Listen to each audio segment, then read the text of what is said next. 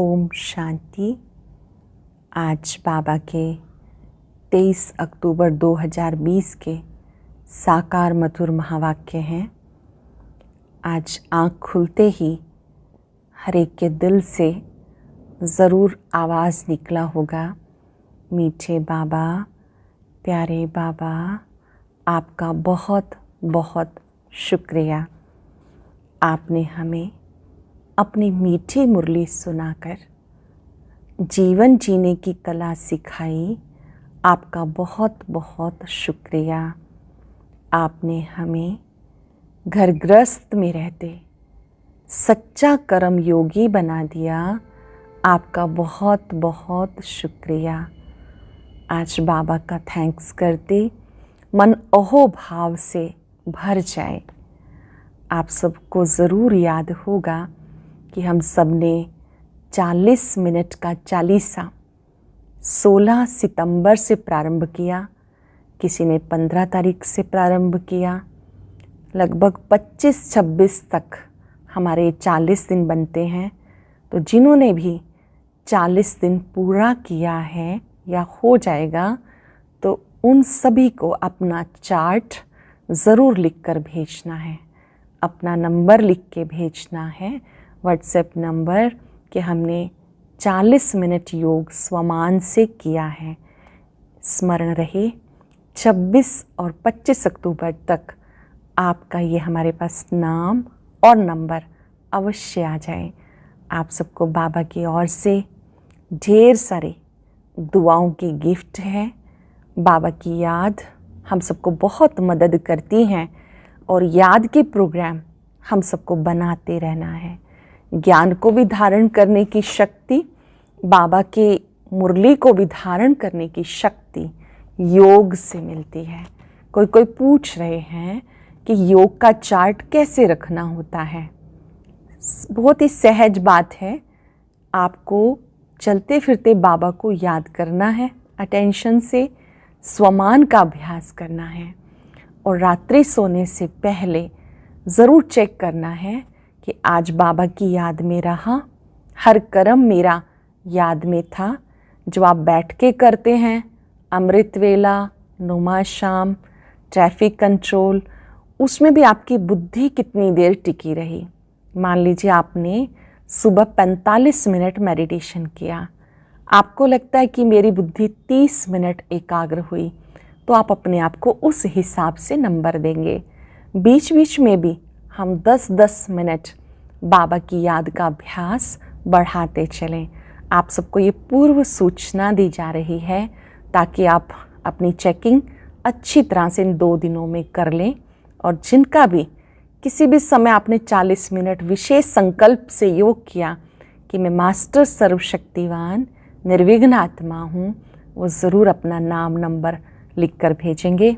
बाबा की ओर से आपको दुआओं की, शुभकामनाओं की बहुत बहुत विशेष गिफ्ट है।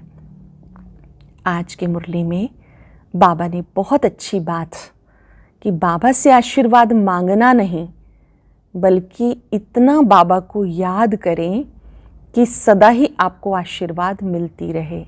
बाबा को कहना नहीं कि मुझे आशीर्वाद दो, बाबा की श्रीमत पे चलना ही सच्ची आशीर्वाद है।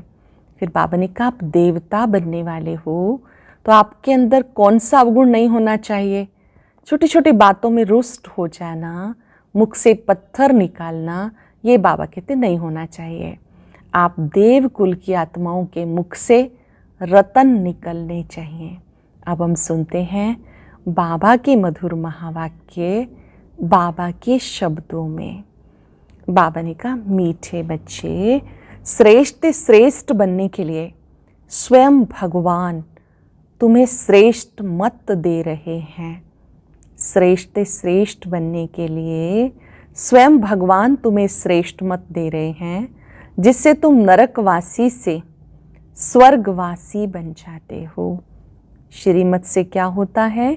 हम नरकवासी से स्वर्गवासी बन जाते हैं। क्वेश्चन है, देवता बनने वाले बच्चों को विशेष किस बात का ध्यान रखना है? देवता बनने वाले बच्चों को ध्यान रखना है कभी कोई बात में रूठना नहीं, शक्ल मुर्दे जैसी नहीं करनी है। जब हम रुष्ट हो जाते हैं तो चेहरा, हाव भाव सब बदल जाते हैं ना। तो बाबा कहते हैं शक्ल मुर्दे जैसी नहीं करनी, किसी को भी दुख नहीं देना। देवता बनना है तो मुख से सदैव फूल निकले, मुख से हमेशा मधुर बोल निकले। अगर कांटे व पत्थर निकलते हैं तो पत्थर के पत्थर ठहरे। गुण बहुत अच्छे धारण करने हैं, यहाँ ही सर्वगुण संपन्न बनना है। संगम युग पर ही सर्वगुण संपन्न बनना है। सजा खाएंगे तो फिर पद अच्छा नहीं मिलेगा। ओम शांति। नए विश्व व नई दुनिया के मालिक बनाने वाले रूहानी बच्चों प्रति रूहानी बाप समझा रहे हैं। बाबा हम बच्चों को मालिक बनाने के लिए आए हैं। मालिक बनाने वाला बाप बनने वाले बच्चों को समझा रहे हैं। ये तो बच्चे समझते हैं कि बाबा आए हैं बेहद का वर्षा देने के लिए। हम लायक नहीं थे, कहते हैं हे प्रभु मैं लायक नहीं हूँ, मुझे लायक बनाओ। अब बाबा बच्चों को समझाते तुम मनुष्य तो हो, ये देवताएं भी मनुष्य हैं, परंतु उनमें दैवी गुण हैं। इनको सच्चा सच्चा मनुष्य कहेंगे। देवी देवताओं को सच्चा सच्चा मनुष्य कहेंगे। मनुष्यों में आसुरी अवगुण होते हैं तो चलन जानवरों जैसी हो जाती है। दैवी गुण नहीं है तो उसको आसुरी अवगुण कहते हैं। अब बाबा आके तुम्हें श्रेष्ठ देवता बनाते हैं। सचखंड में रहने वाले सच्चे सच्चे मनुष्य ये श्री लक्ष्मी नारायण हैं। इनको फिर देवता कहा जाता है। इनमें दैवी गुण हैं। अपने घर में हम ज़रूर लगाएंगे श्री लक्ष्मी नारायण का चित्र। बाबा कहते इनके अंदर दैवी गुण हैं। भले गाते हैं पतित पावन आओ, परंतु पावन राजाएं कैसे होते हैं, फिर पतित कैसे होते हैं, ये राज कोई भी नहीं जानते। वो है भक्ति मार्ग, ज्ञान को तो कोई जानता ही नहीं। तुम बच्चों को बाबा समझाते और ऐसा बनाते हैं। कर्म तो देवताएं भी सतयुग में करते हैं, परंतु पतित कर्म नहीं करते हैं। उनमें दैवी गुण हैं। छीछी काम न करने वाले ही स्वर्गवासी होते हैं। जो छीछी काम नहीं करते, गंदे काम नहीं करते, वही तो स्वर्गवासी होते हैं। नरकवासी से माया छीछी काम कराती है। अब भगवान बैठ श्रेष्ठ काम कराते हैं, श्रेष्ठ मत देते हैं कि ऐसे छीछी काम नहीं करने हैं। श्रेष्ठ श्रेष्ठ बनने के लिए श्रेष्ठ मत देते हैं। देवताएं श्रेष्ठ हैं ना, रहते भी हैं नई दुनिया स्वर्ग में। ये भी तुम्हारे में नंबरवार पुरुषार्थ अनुसार जानते हैं। इसलिए माला भी बनती है 8 की, 108 की करके 16,108 की भी। वो भी क्या हुआ, इतने करोड़ मनुष्य हैं, इनमें 16,000 निकले तो क्या हुआ। करोड़ों मनुष्यों में से 16,000 निकले तो क्या हुआ, 0.25% भी नहीं। बाबा बच्चों को कितना ऊंचा बनाते हैं, रोज बच्चों को समझाते हैं। शिव बाबा हम सबको रोज समझाते हैं कि कोई भी विकर्म नहीं करना।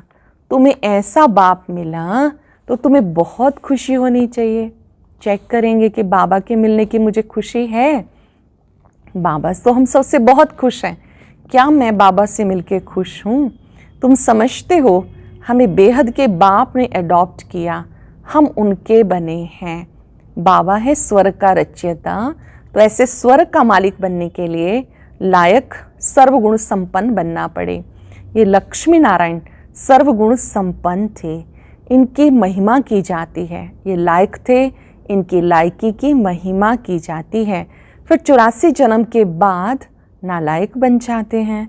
एक जन्म भी नीचे उतरे, जरा कला कम हो गई, धीरे धीरे और कम हो जाती है। जैसे ड्रामा भी जो मिसल चलता है, तुम भी धीरे धीरे नीचे उतरते हो तो 1250 वर्ष में 2 कला कम हो जाती हैं।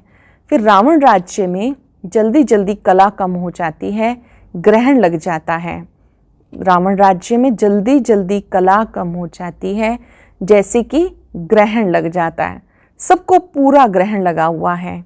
अब बाबा कहते याद से ग्रहण उतरेगा, कोई भी पाप नहीं करो। पहला नंबर पाप है देह अभिमान में आना। सबसे बड़ा पाप है देह अभिमान में आना। ये कड़ा पाप है। बच्चों को इस एक जन्म के लिए शिक्षा मिलती है क्योंकि अब दुनिया को चेंज होना है। फिर ऐसी शिक्षा कभी मिलती नहीं। बैरिस्ट्री आदि की शिक्षा तो जन्म जन्मांतर लेते आए, स्कूल आदि तो सदा है ही। ये ज्ञान एक बार मिलता है, एक कल्प में एक ही बार। शिव बाबा लेते अवतार ज्ञान देने के लिए। ज्ञान सागर बाप एक ही बार आते हैं। वे अपना और अपनी रचना के आदि मध्यंत की नॉलेज देते हैं।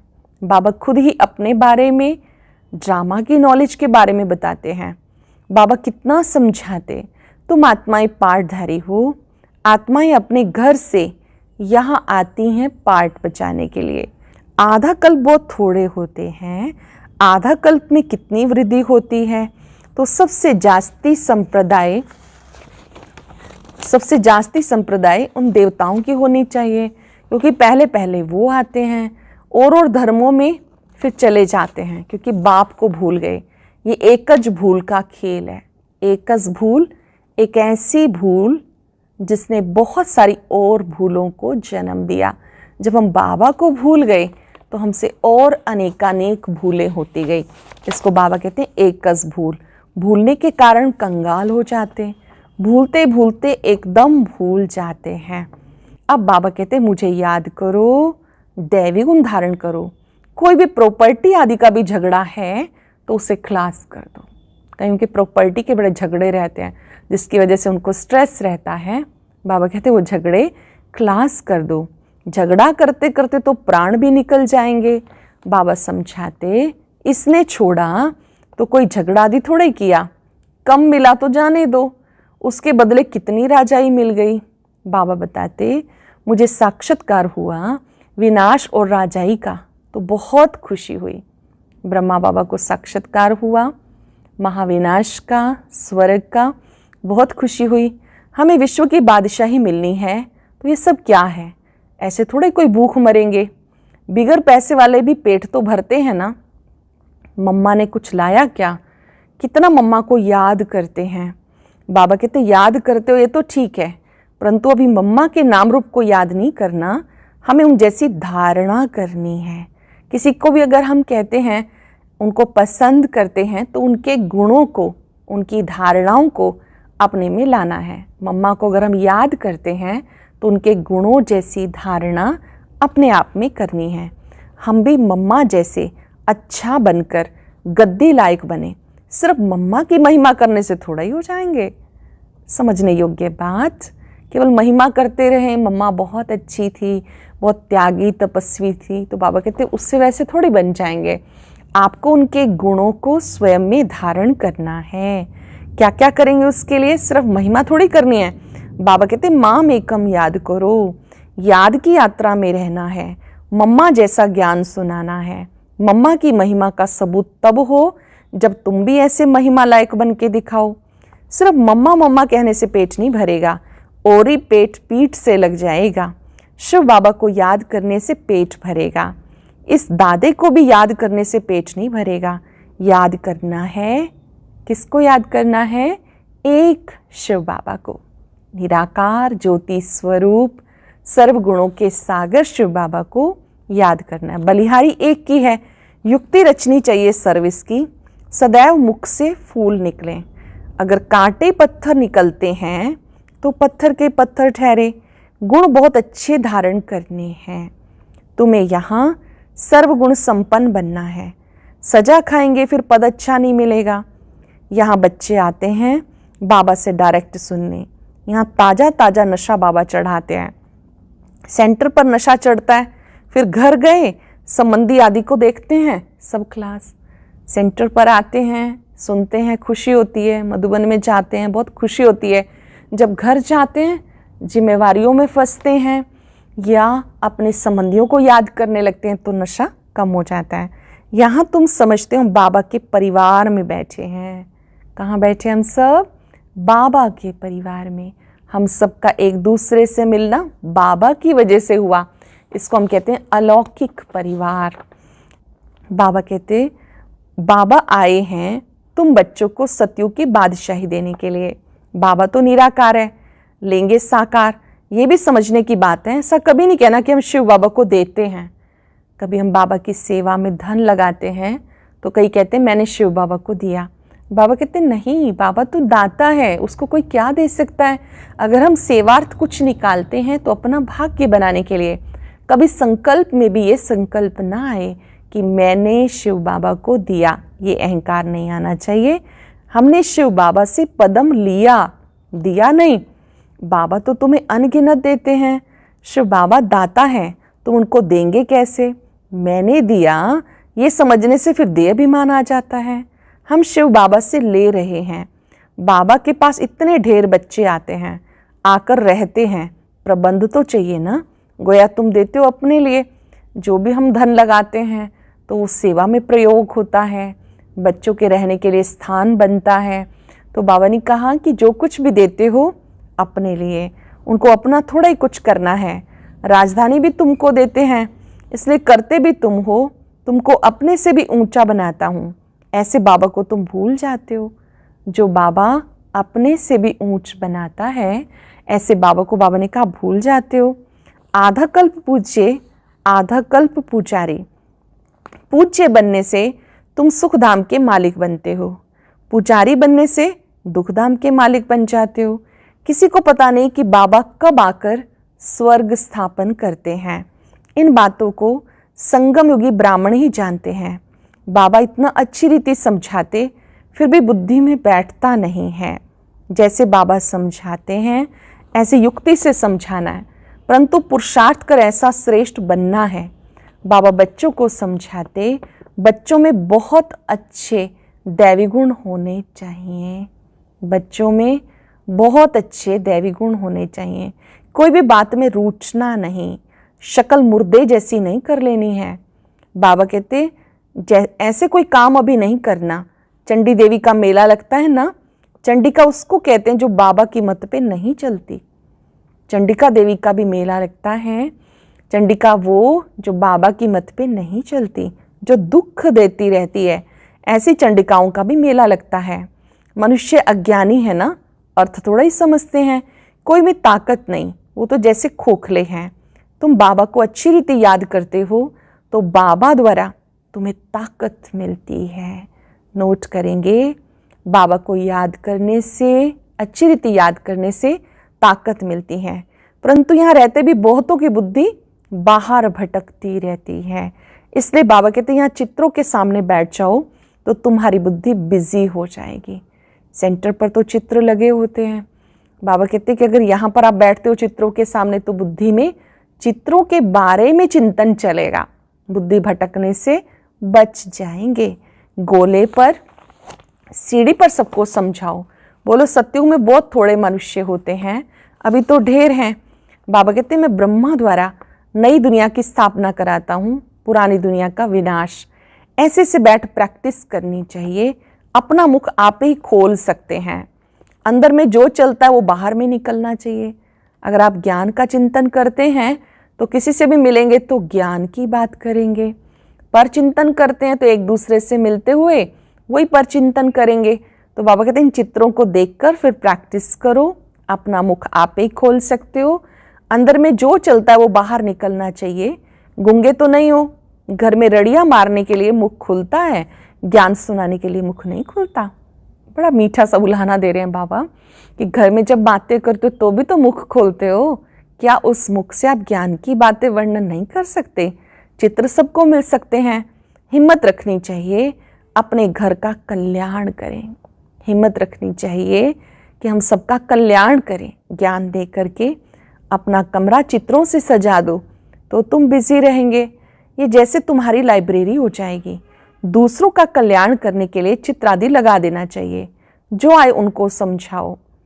बाबा कहते अपने घर में चित्र लगा दो, कोई आए तो उनको भी समझाओ। अगर सभी ना भी लगा सके 2-3 मुख्य चित्र लगा दो। श्री लक्ष्मी नारायण का, इसी तरह से सृष्टि चक्र का, परम पिता परमात्मा के परिचय का मुख्य चित्र लगा दो। तुम बहुत सर्विस कर सकते हो। थोड़ा भी सुना तो प्रजा बन जाएंगे। बाबा इतनी युक्तियाँ बताते हैं, उन्नति की युक्तियां बताते हैं। बाबा को याद करो तो विकर्म विनाश होंगे, बाकी गंगा में जाके एकदम डूब जाओ तो भी विकर्म विनाश नहीं होंगे। कोई जाके डुबकी ही लगा दे तो भी बाबा कहते पाप थोड़ी नष्ट हो जाएंगे। ये सब अंधश्रद्धा है। हरिद्वार में तो सारे शहर का गंध पड़ता है, गंगा में पड़ता है, सागर में कितना गंध पड़ता, नदियों में भी किचड़ा पड़ता है, उससे फिर पावन कैसे बन सकते। माया ने सबको बिल्कुल बेसमझ बना दिया। बाबा बच्चों को कहते मुझे याद करो, तुम्हारी आत्मा बुलाती है ना, हे पतित पावन आओ। वे तुम्हारे शरीर का लौकिक बाप तो है, पतित पावन एक ही बाप है। हर एक के लौकिक पिता होते भी पारलौकिक को याद करते हैं। हम उस पावन बनाने वाले बाबा को याद करते हैं। जीवन मुक्ति दाता एक है, दूसरा ना कोई। इतनी सहज बात का अर्थ भी कोई समझते नहीं। अच्छा, मीठे मीठे सिक्के लदे बच्चों प्रति माता पिता बाप दादा का याद प्यार। Good morning. रूहानी बाप की रूहानी बच्चों को नमस्ते। रूहानी बच्चों की रूहानी बाप दादा को नमस्ते। Good morning. शुक्रिया बाबा, शुक्रिया। धारणा के लिए सार। मुख से ज्ञान रतन निकालने की प्रैक्टिस करनी है। कभी मुख से कांटे व पत्थर नहीं निकालने। अपना और घर का कल्याण करने के लिए घर में चित्र सजा देने हैं, उस पर विचार सागर मंथन कर दूसरों को समझाना है, बिजी रहना है। बाबा से आशीर्वाद मांगने की बजाय उनकी श्रेष्ठ मत पर चलना है। बलिहारी शिव बाबा की हैं, इसलिए उन्हें याद करना है। ये अभिमान ना आए मैंने बाबा को इतना दिया, ये अभिमान ना आए कि मैंने बाबा को दिया। वरदान है विश्व कल्याणकारी की ऊंची स्टेज पर स्थित रहे, विनाश लीला देखने वाले साक्षी दृष्टा भव। विश्व कल्याणकारी की ऊंची स्टेज पर स्थित रहे, विनाश लीला देखने वाले साक्षी दृष्टा भव। अंतिम विनाश लीला देखने के लिए विश्व कल्याणकारी की स्टेज चाहिए, जिस स्टेज पर स्थित होने से देह के सर्व आकर्षण, संबंध, पदार्थ, संस्कार, प्रकृति के हलचल की आकर्षण सब समाप्त हो जाती है। जब ऐसी स्टेज पर हों तब साक्षी दृष्टा बन ऊपर की स्टेज पर स्थित हो शांति की शक्ति की किरणें सब आत्माओं को दे सकेंगे। सरल शब्दों में, जब आप ऊंची स्थिति में स्थित होंगे तो आपके द्वारा सबको सुख शांति की किरणें प्राप्त होंगी। उसके लिए साक्षी दृष्टा बनना है। बहुत सुंदर स्लोगन। ईश्वरीय शक्तियों से बलवान बनो तो माया का फोर्स समाप्त हो जाएगा। ईश्वरीय शक्तियों से बलवान बनो तो माया का फोर्स समाप्त हो जाएगा। आज हम सब दृढ़ संकल्प करें कि हमें कोई भी दृश्य को साक्षी होकर देखना है। मैं विश्व कल्याणकारी आत्मा हूँ। और अभी एक विशेष सूचना, अभी दशहरा आने वाला है और लौकिक दुनिया वाले तो सिर्फ रावण के एफिजी को जलाकर यह उत्सव मना लेंगे, लेकिन सच्चा दशहरा मनाने के लिए हमें 5 विकारों रूपी रावण को जलाना होगा। हम जानते हैं समय बहुत कम है, इसलिए बाबा ने हमें जो 5 स्वरूपों रूपी स्वदर्शन चक्र दिया है, उस ड्रिल का प्रयोग कर रावण का गला काटना है। 24 अक्टूबर यानी शनिवार से अमृत वेला योग में रोजाना एक स्वरूप पर बहुत विशेष रूप से योग अभ्यास चलेगा। कोई भी भाई बहन इसको मिस ना करे। इन 5 दिनों में हम योग करने की एक नई विधि को भी जानेंगे। ओम शांति। आज की अव्यक्त मुरली जरूर सुने। उसके लिए ऊपर दिए गए बॉक्स को टच करें।